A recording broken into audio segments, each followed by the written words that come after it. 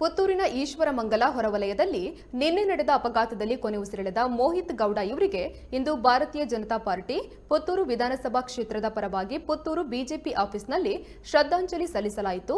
ಇವರು ಈಶ್ವರಮಂಗಲ ಬಿಜೆಪಿ ಬೂತ್ನ ಸಹ ಸಂಚಾಲಕರಾಗಿ ಕಾರ್ಯನಿರ್ವಹಿಸುತ್ತಿದ್ದರು. ಇನ್ನು ಈ ಶ್ರದ್ಧಾಂಜಲಿ ಕಾರ್ಯಕ್ರಮದ ವೇಳೆ ಬಿಜೆಪಿ ಗ್ರಾಮಾಂತರ ಯುವ ಮೋರ್ಚಾ ಅಧ್ಯಕ್ಷರಾದ ನವೀನ್ ಪಡ್ನೂರು, ಬಿಜೆಪಿ ಗ್ರಾಮಾಂತರ ಪ್ರಧಾನ ಕಾರ್ಯದರ್ಶಿ ಪುರುಷೋತ್ತಮ್ ಸೇರಿದಂತೆ ಅನೇಕರು ಉಪಸ್ಥಿತರಿದ್ದರು. ಇದರ ಈಶ್ವರಮಂಗಲದ 213ನೇ ಬೂತ್ನ ಸಹ ಸಂಚಾಲಕರಾಗಿದ್ದಂಥ ಮೋಹಿತ್ರವರು ನಿನ್ನೆ ಒಂದು ರಸ್ತಾಪದ ಕಾರ್ಯಕ್ರಮದಲ್ಲಿ ನಮ್ಮನ್ನಾಗಿದ್ದಾರೆ. ಅವರ ಆತ್ಮಕ್ಕೆ ಸ್ಥಿರ ಶಾಂತಿಯನ್ನು ಕೋರುವ ಅದೇ ರೀತಿ ಒಂದು ನಿಮಿಷದ ಮೌನ ಪ್ರಾರ್ಥನೆಯನ್ನು ಮಾಡಿದಲ್ಲಿ ಕೇಳಿಕೊಳ್ಳಬೇಕು. ದೇಶಕ್ಕೆ ಪಕ್ಷಕ್ಕೆ 19ನೇ ವರ್ಷಕ್ಕೆ ಕೊನೆಯಾಗಿದೆ.